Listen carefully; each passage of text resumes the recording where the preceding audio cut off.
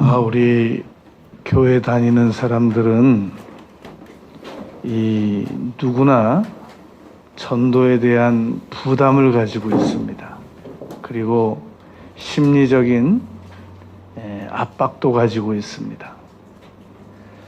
사람이 해야 할 일을 제때 하지 못하면 누가 독촉을 하든지 안 하든지 당연히 심리적인 이 불편함을 가지고 있게 되지 않습니까? 그런데 대답을 의식적으로 하든 안 하든 우리 교회 다니는 사람들이 또 마음속에 가지고 있는 이 전도에 대한 그 대답이 또 하나 있습니다. 그것은 이런 겁니다. 나 한 사람도 지금 교회 간신히 다닌다. 지금 나 한 사람도 교회를 근근히 다니고 있는데 내가 이 상황에서 누구를 전도하라는 말이냐.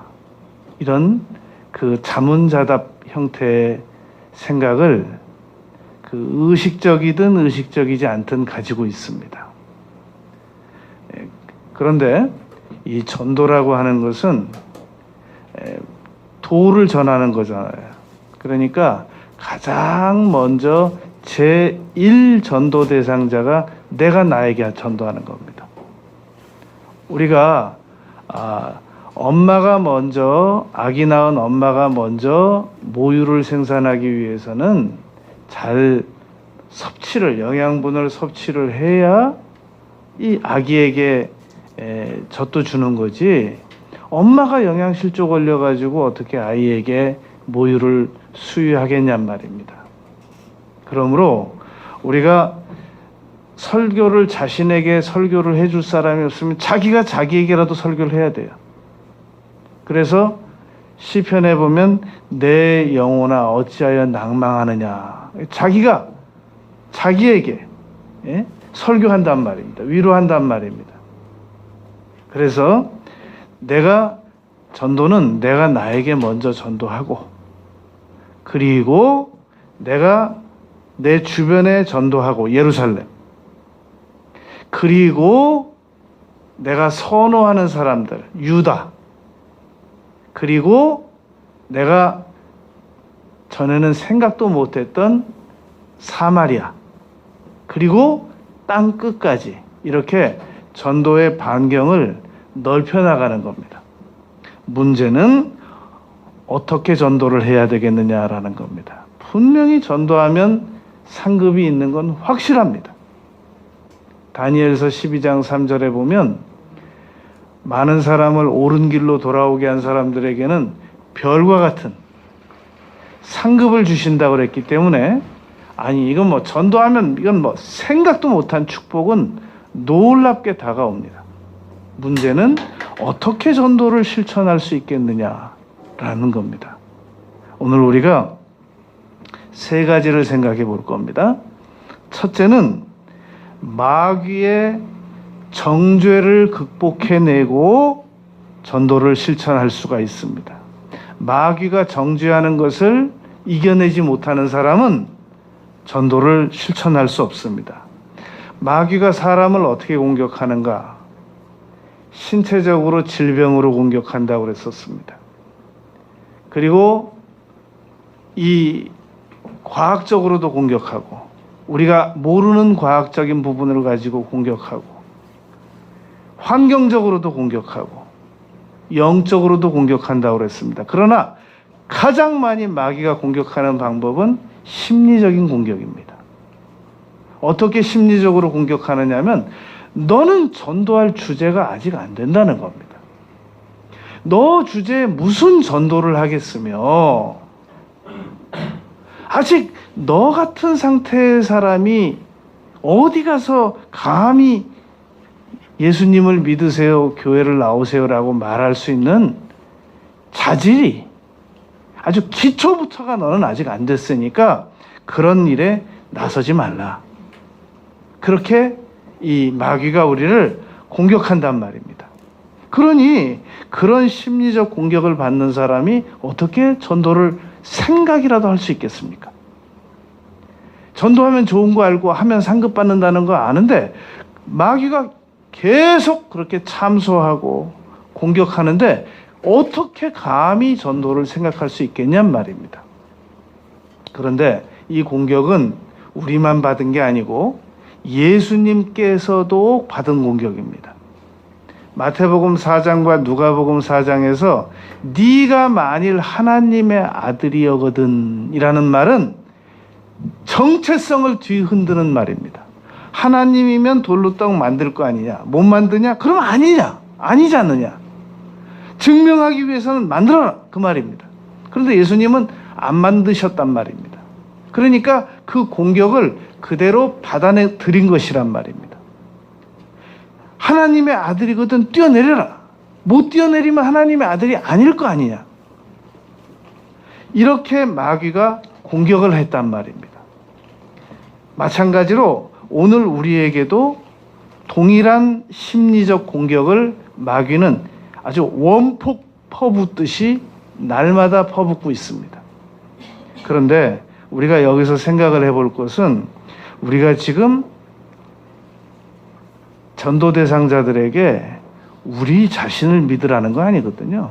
나를 믿으라는 게 아닌 것이란 말입니다. 우리가 바울 사도는 너희가 나를 본받는 자 되라라고 말했는데 우리가 지금 전도 대상자들에게 나를 따라 본받으라 지금 그 얘기하는 거 아닌 겁니다. 우리는 사도 바울처럼 나를 본받으라고 얘기할 수 있는 상황도 못 되고 그리고 나를 믿으라는 말도 더더욱 할 수 있는 입장이 못 된단 말입니다. 우리는 교회 한번 가보죠. 교회 한번 와주시겠습니까? 우리 목사님 설교 한번 들어주시겠습니까? 그거지.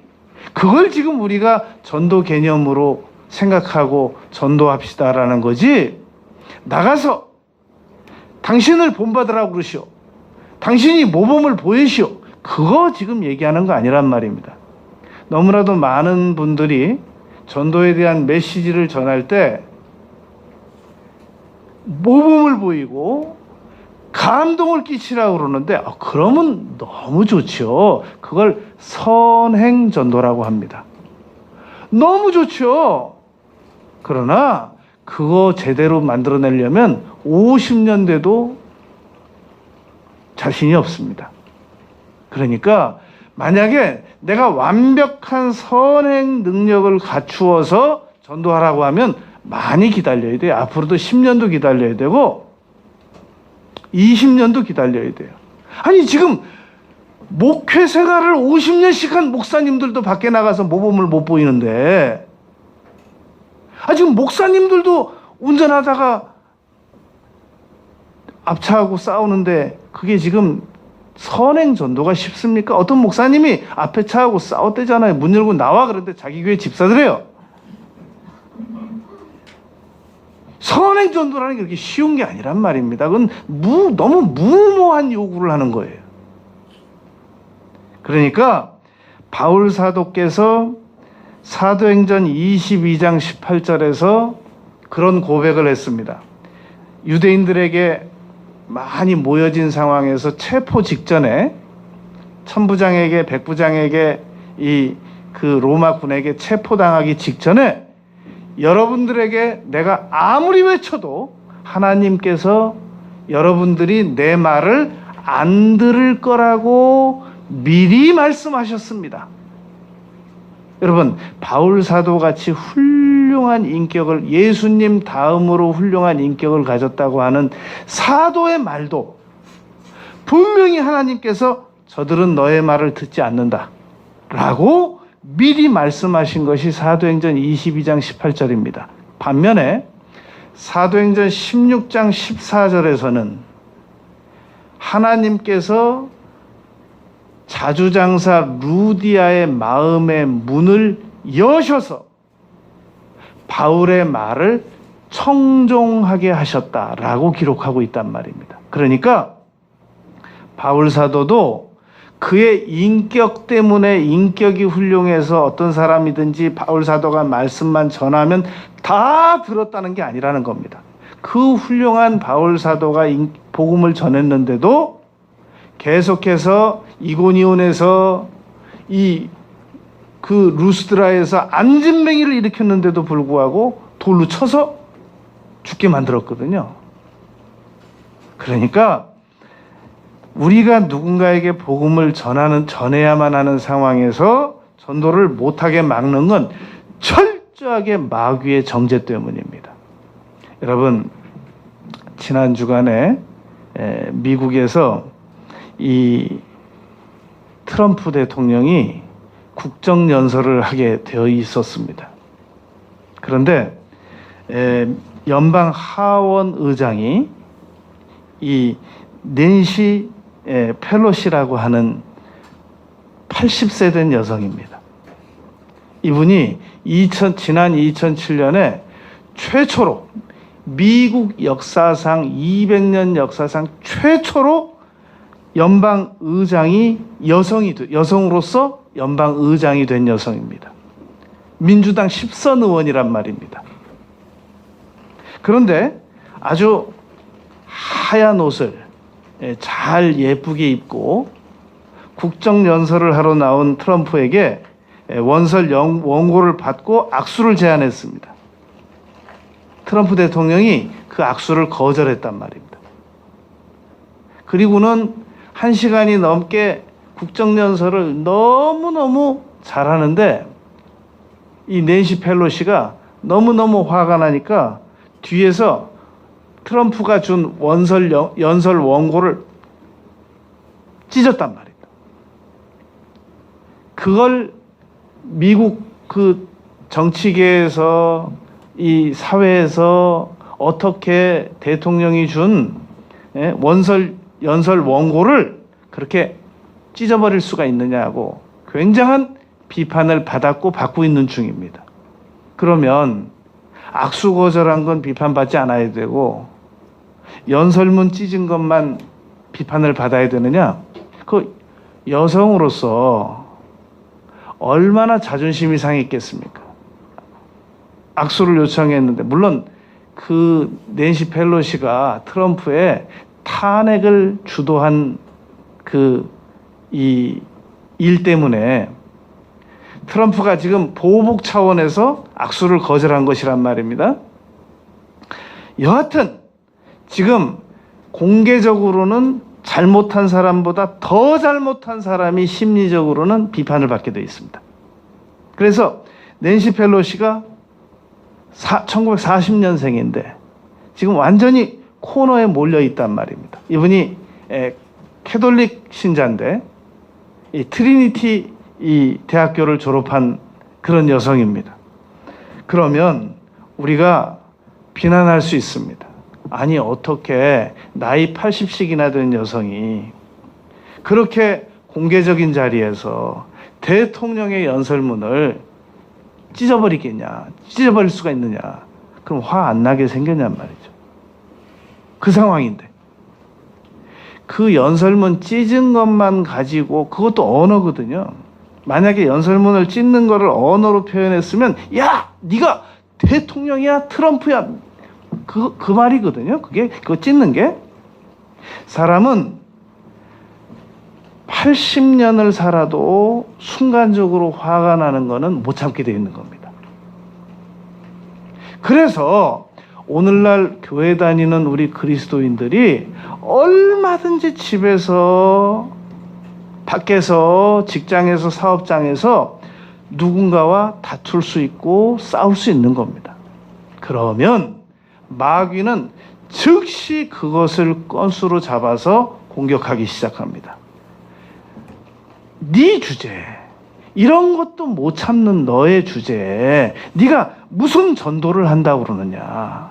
그러면서 우리에게 몰려오는 감정이 수치심, 두려움, 내가 예수 믿는 사람인데 우리 목사님이 내 싸운 걸 알면 어떡할까? 내 주변에 있는 우리 성도들이 내가 이렇게 싸웠다는 걸 알면 어떻게 될까? 두려움, 수치감, 자책감, 이걸 마귀가 계속 공격한단 말입니다. 분명히 원인 제공을 했어요. 우리 예수 믿는 사람은 아예 누가 시비 걸면 처음부터 무조건 잘못했다고 그래야지.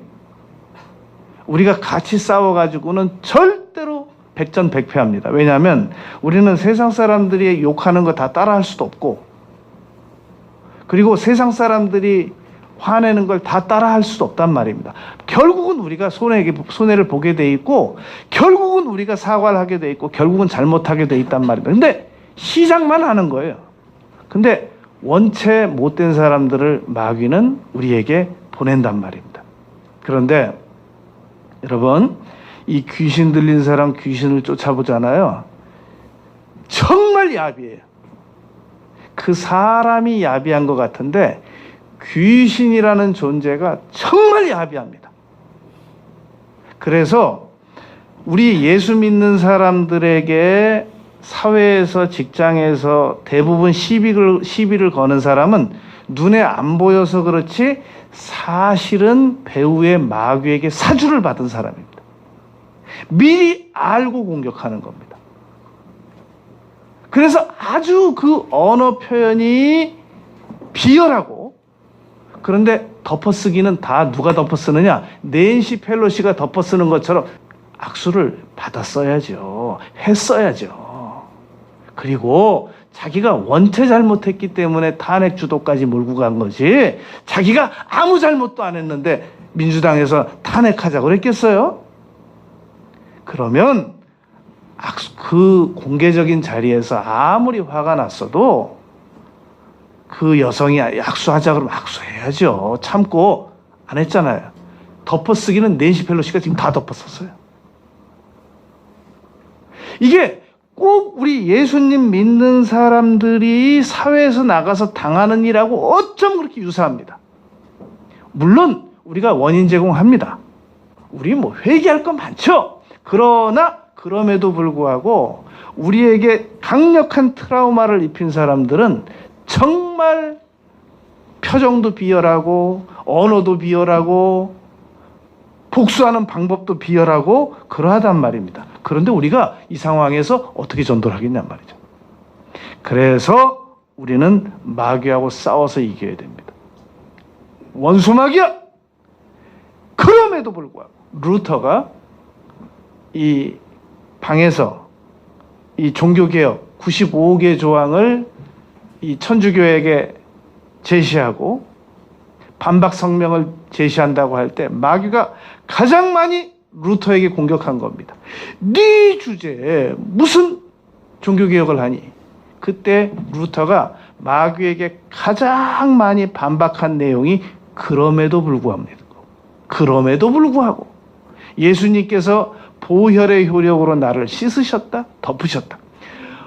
얼마나 마귀가 공격이 심한지 루터가 그 루터 자기 방에서 잉크병을 벽에다 던졌다고 그러잖아요. 그걸 루터 방에 잉크병을 그대로 그 자국을 지금까지 뒀어야 되는데 그걸 보수 수리하면서 그 잉크 자국이 없어졌다는 거잖아요. 그걸 지금 후대 사람들이 그걸 봐야 되는데 얼마나 마귀가 심리적으로 루터를 괴롭혔으면 잉크병을 벽에다 던지면서 마귀야, 그럼에도 불구하고 하나님은 나를 용서하셨다 라고 대답했겠냔 말입니다. 여러분, 우리는 살아가다가 우리 자녀 때문에 트라우마를 입든지, 우리 자녀들이 뭐 학교 가서 문제 일어나면 우리 부모들은 뭐 꼼짝없는 죄인이죠. 그냥 그 어린 선생님들에게 가서 무조건 잘못했다고 빌어야 되고, 그냥 뭐 세상에 그런 죄인이 없어요. 근데 그걸로 끝나는 게 아니라 강력한 트라우마를 입는단 말입니다. 수치심, 자책감, 복수심, 두려움, 누가 알까 무섭고, 원인 제공이나 안 했어야 복수라도 할 텐데 가만히 따져보니까 이건 10대 7로 저 사람이 잘못한 건데 문제는 또 우리가 3을 잘못했단 말이에요. 따지지도 못하고 하소연도 못하고 아주 너무 고통을 당해요. 싸워서 이겨야 됩니다. 예수 이름으로 명하노니 내가 원인 제공은 했지만 비열하고 간교하고 무지막지하고 무경우처럼 나를 공격해서 트라우마를 입히는 순간에 잠입해 들어와서 나에게 심리적인 수치심의 통증과 죄책감의 통증과 복수심의 통증과 이 너무너무 억울함의 통증을 유발시키는 원수마귀야. 떠나가라! 계속 반복해야 됩니다. 이걸 그럼 안 하면 어떻게 되느냐? 안 하면 평생 갑니다. 이거 안 하면 10년, 20년만 가는 게 아니라 죽을 때까지 이 트라우마가 계속 가서 그냥 움츠러들고 집안에만 있고 싶게 만들고 사람 만나는 게 무섭고 아무도 만나는 게 겁나요. 어떻게 전도하라는 거예요? 그래서 마귀가 이 방법을 쓰는 거예요. 이 그리스도의 군사들을 무력화시키기 위해서 마귀는 심리적 공격을 가한단 말입니다. 이제 우리는 이 낸시 펠로시 80이나 된 여성이 정말 80년을 명예스럽게 36살부터 그 민주당 그 벽보 붙이는 일부터 시작해가지고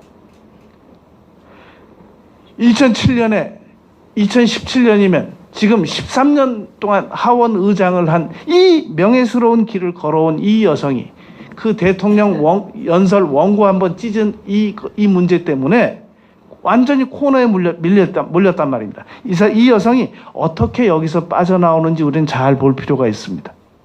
만약에 이분이 여기서 못 빠져나오고 그냥 그대로 평생의 자기의 그 명예를 이 화낸 거 한 번 때문에 그대로 소멸당한다고 그러면 약한 여성이죠. 이 여성은 빠져나오고도 남을 수 있는 여성입니다. 잘 보잔 말입니다. 여러분, 우리가 그리스도인들로서 얼마든지 집에서 또 직장에서 사업장에서 실수할 수 있습니다. 화낼 수 있습니다. 그러나 우리 그리스도인들의 특징은 회개한다는 특징을 가지고 있어요. 양심을 가지고 자책하고 더 나은 발전의 길로 나간다고 하는 그런 자생력이 있단 말입니다. 그래서 마귀하고 싸워서 치료도 받고 전도도 해내는 그러한 우리가 되어야 한다는 말입니다. 두 번째, 어떻게 전도해야 되느냐? 희생을 통해서 전도해야 된다는 겁니다. 너무나도 많은 그리스도인들이 희생하지 않으면서 전도를 하려고 합니다. 여러분, 1954년에 있었던 일입니다. 베를린 장벽이 막 세워져서 서독과 동독이 이제 나누어진다고 할 때 이 소문이 돌자 동독에서 270만 명이, 옛날 우리 서울시 인구가 300만일 때가 있었잖아요. 270만 명의 동독 사람들이 서독으로 일제히 피난을 내려오기 시작했습니다. 그런데 그때 반대로 서독에서 동독으로 이주하는 목사님 가정이 있었습니다. 호르스트 카스너라고 하는 목사님의 가족입니다. 누군가가 물었습니다. 왜 목사님 다 지금 동독에서 자유를 얻기 위해서 서독으로 270만 명이 넘어오는데 목사님은 왜 이 상황에서 지금 딸 낳은 지가 6주밖에 안 되는데 6주 된 아이를 딸아이를 데리고 반대로 동독으로 넘어가고 계십니까? 카스너 목사님이 대답했습니다. 지금 동독에서 수많은 목사님들이 서독으로 넘어오고 계시기 때문에 동독에 목사님들이 부족할 겁니다. 그러므로 저는 그 부족한 목사님들의 수를 한 명이라도 메꾸기 위해서 저는 동독으로 반대로 넘어갈 것입니다. 이분 딸이 독일 메르켈 총리의 아버지입니다. 여러분, 독일 메르켈 총리가 전 세계 영향력 있는 여성들로서 1위를 14번째 했습니다. 작년까지. 이 메르켈 총리가 아무도 아베 총리한테 당신 그러면 안 된다라고 충고한 사람이 없었어요. 메르켈 총리만 그 말을 했어요. 당신 사과해야 된다고. 한국에게. 당신 위안부 문제 사과해야 된다고. 메르켈 총리만 얘기했어요. 이 여성이 그 서독에서 공부한 친구들에게 그렇게 말했단 말입니다. 너희들은 정말로 서구 문명을 받아들인 서독에서 살아가는 것이 자랑스러웠겠지만 나의 눈과 나의 기억 속에는 동독의 아름다운 호수와 숲이 내 기억 속에 있다. 그렇게 그 동독에서 가난한 루터교 출신 목사님 집안에서 태어난 지 6주 만에 동독으로 간 그 여성이, 그 가난하게 자란 여성이 전 세계에서 존경받는 여성 1위로 영향력을 끼치고 있단 말입니다. 여러분, 우리는 너무 희생이 없는 아주 폼나는 전도만 하려고 합니다. 빌립보서 2장 5절 이하에 보면 너희 안에 이 마음을 품으라. 곧 그리스도 예수의 마음이니 그는 근본 하나님의 본체이셨다. 그런데 자기를 비워 종의 형태를 띄어가지고 사람의 모양으로 나타나서 자기를 낮추시고 죽기까지 복종을 하셔서 십자가에 죽으셨다. 그랬더니 하나님께서 하늘과 땅에 있는 모든 권세를 예수님에게 주셨고 모든 무릎으로 그에게 꿇게 하시고 그에게 주라고 부르게 하셨다. 여러분, 우리는 너무 희생을 안 하려고 그래요. 너무너무 희생을 안 하려고 합니다. 그러니 전도가 되겠어요? 자꾸 자기가 성품적으로 자신이 없는 것만을 내세워서 전도를 지금 할 때가 아니라는 거예요. 사실은 뭔데요? 사실은 희생하고 싶지 않아서 그런 거거든요. 사람은 자기 자질이 부족해도 정말 하고 싶은 일은 하나님도 못 말려요. 누구도 못 말립니다. 합니다. 그런데 하기 싫은 일은 남편 핑계대고 아내 핑계대고 직장 핑계대고 사업 핑계대고 누가복음에 있는 말씀 똑같아요. 내가 소를 샀는데 밭에 나가봐야 되겠고 내가 결혼했는데 집안일을 먼저 해야 되겠고 똑같아요. 그러니까 왕이 그 사람들 다 무시하고 길에 있는 여러 장애인들을 모셔오라고 그러잖아요. 강권해서. 그렇기 때문에 희생을 하지 않고는 성품이 부족한 건 괜찮아요. 그러나 희생이 부족한 사람은 전도하기는 어렵습니다. 누가복음 6장 38절 주라 그리하면 너희에게 후일이여 누르고 흔들어 넘친다. 여러분 우리 부모가 하나님을 위해서 희생하면 반드시 우리 자녀들에게 하나님께서 갚아주십니다. 어떤 사람이 미국에 나가서 공부를 하는데 등록금이 부족해가지고 도저히 학업을 계속할 수가 없더래요. 그런데 어느 날 누가 찾아왔더랍니다. 그러면서 한 학기 등록금을 주더래요. 그래서 이걸 왜 제게 주시나요? 그랬더니 그러더랍니다. 당신 아버지가 내가 한국에 있을 때 어려울 때 나를 도와줬다고. 그러니까 부담 없이 받으라고.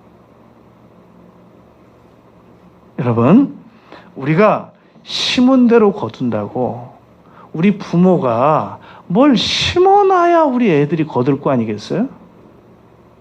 그냥 부모가 너무 이기적이고 약삭 빠르고 계산적이고 희생하기 싫어하는데 우리 자녀들이 뭘 거두겠어요?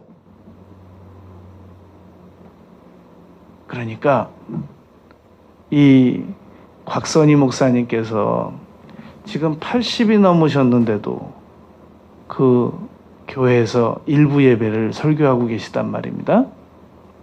곽선희 목사님이 4대 독자입니다. 그 어머니가 40살에 낳았거든요. 15살에 엄마하고 헤어지는 겁니다. 곽선희 목사님은 남한으로 내려오고 어머니는 거기 북한에 계시고, 어머니가 성경책 한 권 주면서, 평소에 보시던 성경책 한 권 주면서 곽선희 목사님하고 약속했답니다. 너하고 나하고 약속하자. 어디에 있든지 새벽 5시면 우리가 하나님께 기도하기로 하자. 곽선희 목사님께서 15살에 내려와가지고 배가 고파가지고 시계 하나 풀러주고 고구마 5개 얻어 드신 분이에요. 돈 하나도 없고. 그런데도 미국에 가서 유학 다 마치고 저 강남 1번지라고 하는 소망교회 개척해가지고 원로 목사로 계시단 말입니다. 나중에 북한 들어가서 추적을 해봤더니 어머니가 그 교회가 다 북한에서 없애버렸는데 그 교회 터에 나가서 눈이 많이 오는 날은 가만히 덮고, 그 교회 터, 집에서 하시면 되잖아요. 가만히 덮고 94세까지, 55세 헤어졌는데 94세까지 기도하다 돌아가셨대요. 곽선희 목사님께서 우리 그 현역 시절에 원로로 은퇴하시기 전에 한 번도 새벽 기도를 쉬신 적이 없어요. 직접 인도하셨단 말입니다. 외국에서 돌아와도 안 쉬고 인도했단 말입니다. 어머니하고 약속이 있어서 그랬단 말입니다. 우리가 천국 가면, 어차피 우리가 천국 가면 다 만나요. 종점 가면 다 만나잖아요. 뭐 서울에서 부산 가면 다 만나요. 천국 가면 다 만나야 됩니다. 영원히 못 살아요, 이 세상에서. 언젠가 한 번은 히브리서 9장 27절 죽어야 돼요. 그럼 우리 부모는 먼저 떠나야 돼요. 자녀는 더 살고 와야 돼요. 내가 눈으로 못 본 내 자녀들의 손자 손녀들까지 다 더 살다 와야 되고, 더 살다 와야 되고, 더 살다 와야 되고, 더 살다 와야 돼요. 1000대까지 복을 주신다고 그러잖아요. 뭘 심어놓은 게 있어야 줄 거 아니에요. 너무 이기적이에요. 너무 계산적이에요. 깨트려야 됩니다. 이걸 깨트려야 하나님께로부터 우리 자녀가 복을 받는단 말입니다.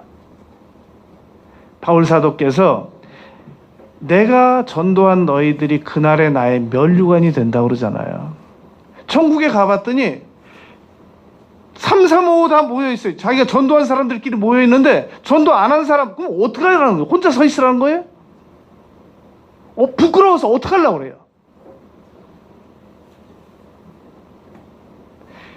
이사야서 65장 24절에서 그렇게 말했단 말입니다. 이 세상에 있는 모든 불리한 것들은 다 잊혀집니다. 천국 가면. 그러나 전도한 거, 그게 어떻게 잊혀지겠어요? 별과 같이 영원한 상급을 주신다는데. 이건 해야 돼요. 이건 피할 길이 없어요. 우리가 초등학교, 중학교, 고등학교 이거 피할 길이 없는 것처럼 전도 이건 피할 길이 없어요. 해야 돼요. 세 번째, 그래서 성령의 능력으로 전도를 실천해야 된다는 겁니다. 여러분, 왜 우리가 전도를 선행으로, 선포하는 메시지로, 설득으로 하지 않고 왜 성령의 능력으로 전도를 해야 되느냐? 바울 사도의 이 간증입니다. 바울 사도가 아덴에 가가지고 아레오바고 그 언덕 위에서 사람들을 아주 그때 철학으로 맞붙어가지고 멋지게 설득했거든요. 근데 몇 사람밖에 안 믿었어요. 그래서 고린도 교인들에게 그 아덴에서의 기억을 되새기면서 오늘 본문 말씀을 한 겁니다. 내가 하나님의 증거를 전할 때 말과 지혜의 아름다운 것으로 아니하였나니, 내가 말과 지혜로 전도를 했더니 전도가 되지를 않더라. 그래서 내가 너희 중에 예수 그리스도와 그가 십자가에 못 박히신 것 외에는 내가 이제는 전하지 않기로 했다. 내가 너희 가운데 거할 때 약하고 두려워하고 심히 떨었노라. 그거 보세요. 바울 사도가 왜 약하고 두려워하고 심히 떨었겠냔 말입니다. 마귀가 바울 사도를 공격하거든요. 네 주제에 무슨 전도하니? 네 주제에 네 안질도 못 고치고, 너 저 설교하다가 자빠져가지고 간질병 있는 것처럼 거품도 흘리고 그랬잖아. 네가 무슨 전도하니? 바울 사도에게 말할 수 없는 심리적인 공격을 했단 말입니다. 그런데도 자기가 간질병 증세가 있고 안질 증세가 있는데도 불구하고 성령의 나타남과 능력으로 전도를 했더니 바울의 손수건만 지나가도 치료를 받는 거예요. 아픈 건 아픈 거고 치료를 받는 겁니다. 그래서 우리가 성령의 능력과 전도로 나타남으로 전도를 해야 된단 말입니다. 여러분, 왜 우리가 선행으로도 전도해야 되죠? 왜냐하면 기적이 날마다 기적이 일어나는 게 아니기 때문에 평상시에는 선행으로 전도해야 돼요. 만약에 우리가 선행을 전혀 안 하면 그냥 기적으로만 전도를 해야 되는데 기적이 날마다 일어나는 게 아니잖아요. 사도행전에 안진뱅이 일어났다는 게 바울 사도 한 건, 베드로 한 건, 두 건밖에 없거든요. 기적이 날마다 일어나는 게 아니에요. 그렇기 때문에 기적이 안 일어날 때는 선행으로도 해야 되고 설득으로도 해야 되고 선포로도 해야 됩니다. 그럼에도 불구하고 왜 주안점을 성령의 나타남과 능력에 두어야 되느냐? 7가지 이유가 있단 말입니다. 왜냐하면 예수님께서도 그렇게 세계에서 가장 훌륭한 인격을 가지셨음에도 불구하고 모든 일을 성령으로 하셨거든요. 성령으로 기뻐하시고 성령으로 가난한 자를 일으키시고 복음을 전하시고 성령으로 치료하시고, 예수님께서도 그렇게 세상에서 가장 창세 이래로 인격이 훌륭하셨음에도 불구하고 성령으로 전도하셨거든요. 그리고 예수님께서도 그렇게 세상에서 가장 인격이 훌륭하셨는데도 불구하고 고향에서 존경 못 받았거든요. 공자가 그랬단 말입니다. 사람은 자기 신복에게 존경 못 받는 거라고. 알려진 것들이 너무 많기 때문에 못 받는 거란 말입니다. 우리 부모가 밖에 나와서는 훌륭하게 인정받아도 집안에서 온 가족들에게 인정 못 받거나 덜 받거나 안 받는 것들이 바로 그게 이상한 일이 아닌 겁니다. 예수님께서도 고향에서 존중을 못 받았거든요. 그리고 예수님께서 인격이 가장 훌륭하신데도 불구하고 사람들에게 설득하다 안 통해서 십자가에 못 박혀 죽으셨거든요. 무슨 수를 써서 우리가 선행으로 전도하라는 거예요? 그건 전도 안 하겠다는 거예요. 그건 전도하지 말라는 거예요. 미루라는 얘기가 똑같아요. 그건 무책임하게 학자들이 얘기하는 거란 말입니다. 선행으로 전도하라는 거. 선행 있어야죠. 당연히 있어야죠. 누가 기분 나쁘게 하는 사람 말 듣고 교회 따라오겠어요? 친절하고 중요하게 여겨주고 밥 사주고 선물 주고, 그래도 지금 따라올까 말까 한데. 그러나 주된 방법은 성령의 나타남과 능력으로 전도를 해야 된단 말입니다. 4번째, 성령의 나타남과 능력이 아니면 우리는 다른 사람을 못 도와줘요. 무슨 수로 도와줘요? 여러분, 우리가 다른 사람을 도울 때 지식으로 도와주는 게 좋겠어요? 우리가 가지고 있는, 우리도 부족한 물질 얼마 안 되는 거 가지고 도와주는 게 좋겠어요? 말 몇 마디로 도와주는 게 좋겠어요? 성령의 능력으로 도와주는 게 낫겠어요? 그래서 성령의 능력으로 전도를 해야 된단 말입니다. 5번째, 바울 사도께서 사도행전 13장에 보면 자기하고 이름이 똑같아요. 서기오 바울 총독. 엘루마가 바하 예수라고 하는, 가짜 예수의 아들이라고 하는 엘루마 무당이 그렇게 반대를 하는데도, 방해를 하는데도 불구하고 성령의 나타남과 능력으로 엘루마를 꾸짖고 전도했더니 서기오 총독 바울이 보고 믿으며 뭔가를 보여줘야 돼요. 그래서 여러분, 하나님께서 우리 기도는 응답을 안 해주시거나 덜 해주시거나 늦게 해주시더라도 하나님, 제가 저 사람 전도해야 됩니다. 그런데 저분이 이런 기도 응답 문제가 있습니다. 즉시 도와주세요.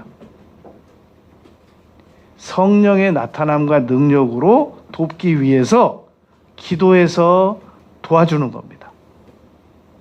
여섯 번째, 우리는 성령의 나타남과 능력으로 전도를 하면 우리의 인격의 연약한 부분이 많은 부분 덮입니다. 희석됩니다. 여러분, 은사가 강한 사람들을 가까이 가보면 즉시 상처받습니다. 왜냐하면 은사는 강한데 어이구, 인격은 너무 아니에요. 말도 거칠고 행동도 막 너무 부족하고, 그래서 이 은사가 강한 사람들은 그냥 멀리서 보는 게 좋지 가까이 가면 여지없이 상처받습니다. 우리가 존경하는 인물들을 좀 멀리서 보라고 그러잖아요. 가까이 가면 상처받는다고. 똑같은 이치란 말입니다. 그런데 그럼에도 불구하고 우리가 많은 경우 그분들을 용납하는 이유는 인격 때문에 봐주는 게 아니라 은사 때문에 봐주는 겁니다. 성령의 나타남과 능력 때문에. 여하튼 저 사람이 기도해서 나를 도와주고 있잖아. 그러니까 용납이 되고 커버가 되는 것이란 말입니다. 그런데 인격도 형편없고 성령의 나타남과 은사도 없고, 그러면 이거 뭘 보고 참으라는 거예요? 뭘 보고 봐달라는 거예요? 그러니까 둘 중에 하나는 해야 돼요. 피터 드러커가 말한 것처럼 성품이 부족해도 뭔가 성취가 있으면 성취 보고 봐주라는 거예요. 그 당대의 경영학자도 그렇게 얘기를 했단 말입니다. 그러니까 우리가 성품이 부족해도 성령의 나타남과 이 능력이 있으면 덮어주는 겁니다. 그래서 성령의 나타남과 능력으로 전도를 해야 된단 말입니다. 일곱 번째 이유는 정말 설득력이 있어요. 성령의 나타남과 능력으로 사람을 도와주지 않습니까? 정말 고마워합니다. 사무엘상 11장에 보면 이제 사울이 그 사무엘상 11장에서 길르앗 야베스 사람들의 소문을 듣습니다. 다윗이 블레셋 사람들의 그 골리앗이 이스라엘을 쳐들어왔을 때 난세에 명장 난다고 가가지고 물맷돌 5개 가지고 공격해서 골리앗을 무찔러서 당대의 스타가 됐다고 한다면, 사울은 사무엘상 11장에 보면 길르앗 야베스 사람들에게 암몬 사람이 쳐들어옵니다. 그래가지고 그 암몬의 나하스가 와가지고 길르앗 야베스 사람들의 대표를 불러놓고 그렇게 말합니다. 이제 우리가 너희들을 다스려야 되겠다. 그러니까 어떻게 다스리시겠습니까? 항복하는 건 기본이고 길르앗 야베스에 있는 모든 사람의 오른쪽 눈을 하나씩 다 빼와라. 이런 요구를 했습니다. 암몬의 나하스라고 하는 그 무지막지한 왕이.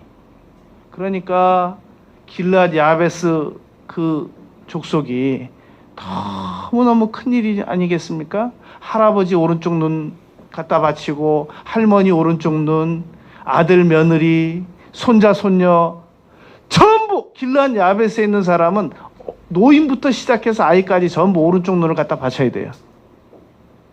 이 소식을 밭에서 밭 갈고 오던 사울이 듣습니다.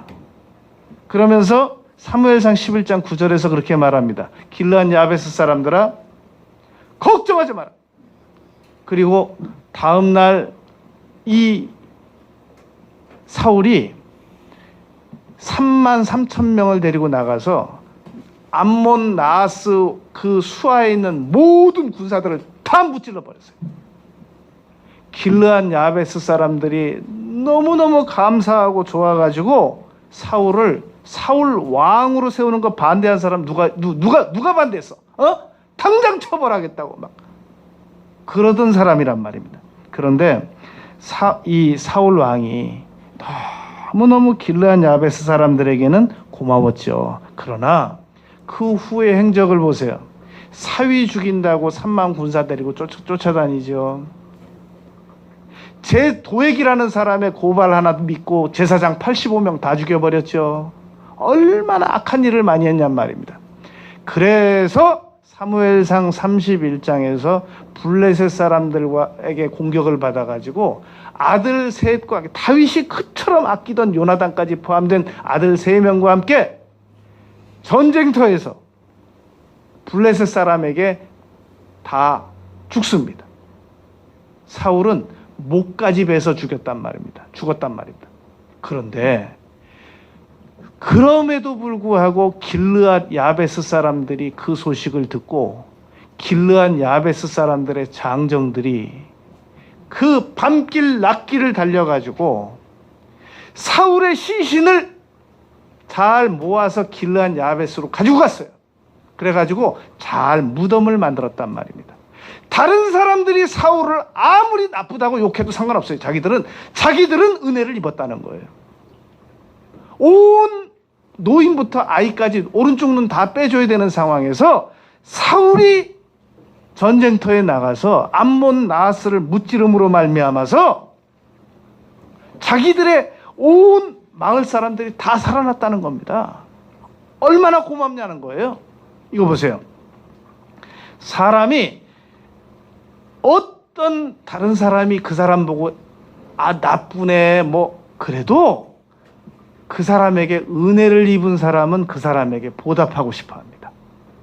우리가 성품이 좀 부족하고 성격이 좀 다혈질이고 막 예수님 믿는 사람인데 너무너무 부족해도 전도하는 과정에서 성령의 나타남과 능력으로 전도하면 다른 사람이 우리 다 욕해도 그 사람은 우리 고마워해요.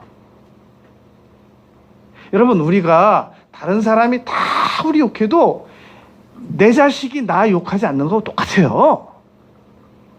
왜냐하면 나에게 나의 희생과 나의 노력이 전달됐기 때문에 그 정성을 알기 때문에 그러하단 말입니다. 전도에도 그대로 적용을 시키면 됩니다. 여러분, 오늘 전도 방법 우리가 3가지 얘기했습니다. 마귀는 우리의 전도를 방해하기 위해서 계속 참소하고 비난한다. 그러나 그것을 극복하고 전도를 실천해내는 겁니다. 2번째, 심어야 거두는 것처럼 오늘 심고 내일 거두려고 그러지 말고 너무 얄팍하게 오늘 내가 잘 심어 놓으면 미국의 대통령 아들이 아빠 저 뒤에 있는 저 나무가 무슨 나무예요? 그러니까 그 아빠가 그렇게 얘기했다는 겁니다. 네가 태어나던 해 기념으로 심은 나무다. 30살 때 뒷산에 나무가 많아서 그 아버지에게 물어봤더니 아버지가 그러더라는 겁니다. 곽선희 목사님이 15살에 예배당 뒤에 시계를 청소하려고 이렇게 열어봤더니 돌아가신 할아버지가 거기 적어놨더래요. 선희 탄생 기념이라고. 뭘 심어야 거둘 거 아니겠어요? 전도만큼 하나님께서 기뻐하시는 심는 좋은 것이 그렇게 세상에 많지 않습니다. 전도로 기생하는 것이 좋습니다. 그리고 성령의 나타남과 능력은 그건 기도하면 되는 거예요. 도와주세요, 하나님. 무능한 저에게 도와주세요. 성령의 나타남과 능력으로 전도하면 반드시 하나님께서 우리에게 영혼들을 맡기시고 붙여주실 겁니다. 기도드리겠습니다.